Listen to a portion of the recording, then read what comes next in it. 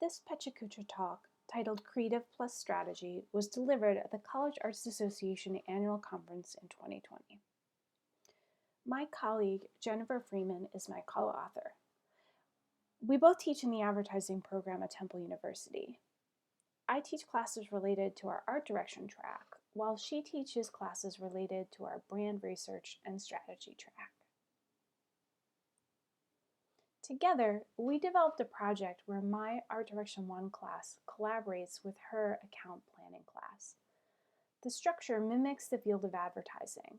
The project uses experiential learning to master material and at the same time cultivates teamwork and mutual respect among the students. When we work with a client partner, we ask them to visit 3 times: at the start of the semester to kick off the project, and to return for student presentations at the conclusions of phases 1 and 2. The phase 3 deliverable is a document that's distributed via email. I'd like to walk you through how this played out in the context of one case.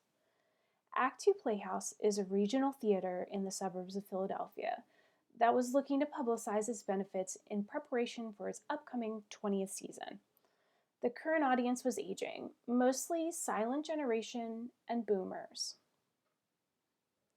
A team of account planning students were asked to conduct appropriate research and find key insights, to develop an effective creative brief, and to present a briefing to the client and my art direction students with the objective of guiding and inspiring creative concepts. The team's research ranged from in-depth interviews to intercepting regional rail commuters. They bolstered their findings with a survey and comprehensive online research, looking at things like consumer and market trends, competition, etc. The team determined swamped suburbanites was the best target audience. They defined this group as Gen X parents living in the area. They are busy and stressed, but they want to enjoy life and they seek connection. The team recommended the strategic message, "Seize the moment with the connecting power of theater." 3 teams of art direction students were asked to use the creative briefs to develop concepts for transit billboards through an iterative design process and present a creative pitch in front of the client and the account planning students. 3 creative concepts were presented. Concept number 1 focuses on the swamped suburbanites' devotion to the needs of their significant other. It invited them to treat their partner. Concept number 2 pictured the busy schedule of a swamped suburbanite. The ad reminded viewers to disrupt the busy routine by planning an evening at the theater. And concept number 3 used a split-screen illustration to contrast an average disconnected evening at home with an evening spent bonding with their loved one. Here's one of my art direction classes on the day of their concepts presentation. I think they look pretty relieved to have the presentation behind them. In the final phase, the account planning team was asked to analyze the creative concepts from a strategist's perspective. They were to plan for, conduct, and analyze creative development research, obtaining constructive feedback from the target audience in order to make informed recommendations.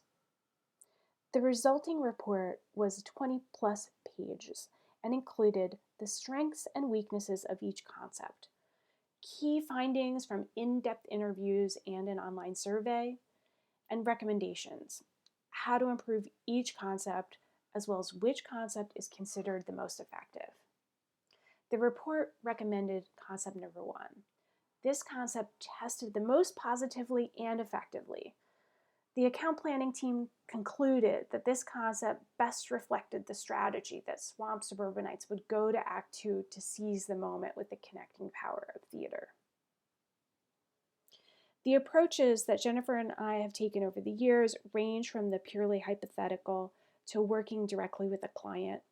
We've worked with student entrepreneurs through a startup incubator on campus, and most recently we partnered with a firm. These are some of the brands that we've assigned over the years. Here you can see ads for car sharing, grocery delivery, and a sustainable laundry service.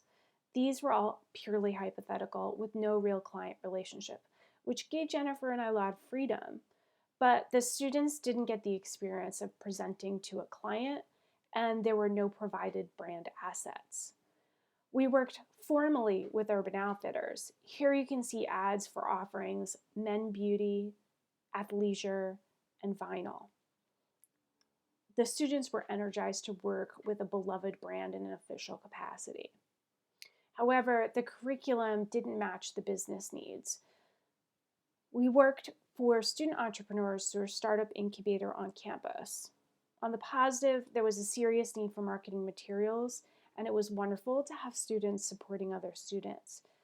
But the student clients aren't practiced in giving productive feedback, and a lack of brand equity made the project more challenging.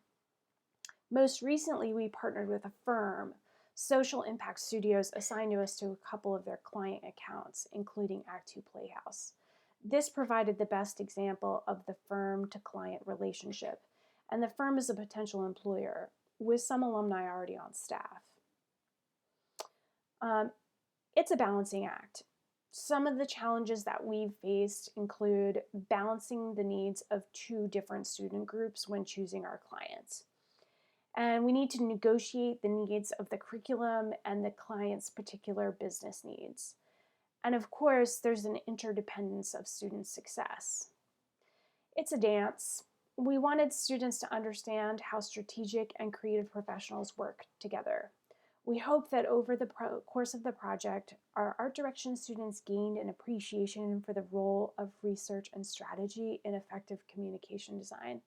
And we hope that account planning students better understand the creative process now.